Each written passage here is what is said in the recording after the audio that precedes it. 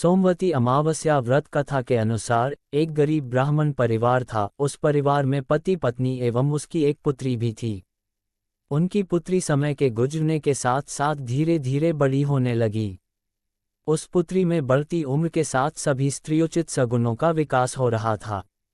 वह कन्या सुंदर, संस्कारवान एवं गुणवान थी, परंतु गरीब होने के कारण उसका विवाह नहीं हो पा रहा था। एक दिन उस ब्राह्मण के घर एक साधु महाराज पधारे। साधु उस कन्या के सेवाभाव से अत्यधिक प्रसन्न हुए। कन्या को लंबी आयु का आशीर्वाद देते हुए साधु ने कहा कि इस कन्या के हाथ में विवाह योग्य रेखा नहीं है। तब ब्राह्मण दंपति ने साधु से इसका उपाय पूछा, कन्या ऐसा क्या करें कि उसके हाथ में विवाह योग बन जाए।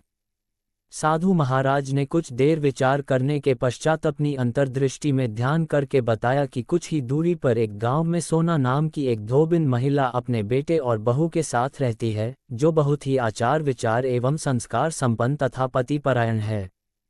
यदि यह सुकन्या उस धोबिन की सेवा करे और वह महिला इसकी शादी में अपने मांग का सिंदूर लगा दे तथा उसके बाद इस कन्या का विवाह हो जाए, तो इस कन्या का वैधव्य योग मिल सकता है। साधु ने ये भी बताया कि वह महिला कहीं बाहर आती जाती नहीं है। ये बात सुनकर ब्राह्मणी ने अपनी बेटी से धोबिन की सेवा करने का प्रस्ताव रखा। अगले दिन से ही कन्या प्रातःकाल ही उठकर सोना धोबिन के घर जाकर साफ सफाई एवं अन्य सारे कार्य करके अपने घर वापस आने लगी। एक दिन सोना धोबिन अपनी बहू से पूछती है कि तुम तो सुबह ही उठकर सारे काम कर लेती हो और पता भी नहीं चलता। बहू ने कहा, माँ जी, मैंने तो सोचा कि आप ही सुबह उठकर सारे काम खुद ही खत्म कर लेती हैं। मैं तो देर से उठती हूँ। ये सब जानकर दोनों सास बहू घर की निगरानी करने लगी कि कौन है जो सुबह ही घर का सारा काम करके चला जाता है। कई दिनों के बाद धोबिन ने देखा कि एक कन्या मुंह ढके अंधेरे में घर में आती है और सारे काम करने के बाद चली जाती है। जब वह जाने लगी तो सोना धोबिन उसके पैरों पर गिर पड़ी, पूछने लगी कि आप कौन हैं और इस तरह छुपकर मेरे घर की चाकरी क्यों करती हैं। दोस्तों, अगर आप वीडियो में यहाँ तक पहुँच गए हो तो चैनल को सब्सक्राइब करना बिल्कुल मत भूलिएगा।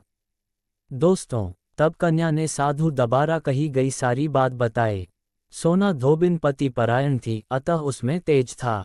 वह तैयार हो गई। सोना धोबिन के पति थोड़ा अस्वस्थ थे। उसने अपनी बहू से अपने लौट आने तक घर पर ही रहने को कहा। सोना धोबिन ने जैसे ही अपने मांग का सिंदूर उस कन्या की मांग में लगाया, सोना धोबिन का पति मर गया। उसे इस बात का पता चल गया। वह घर से निराजल ही चली थी, ये सोचकर कि रास्ते में कहीं पीपल का पेड़ मिलेगा तो उसे भंवरी देकर और उसकी परिक्रमा करके ही जल ग्रहण करेगी। उस दिन सोमवती अमावस्या थी। ब्राह्मण के घर मिले पूरे पकवान की जगह उसने ईंट के टुकड़ों से 108 बार भंवरी देकर 108 बार पीपल के पेड़ की परिक्रमा की और उसके बाद जल ग्रहण किया। ऐसा करते ही उसके पति के मृत शरीर में वापस जान आ गई। धोबिन का पति फिर से जीवित हो उठा।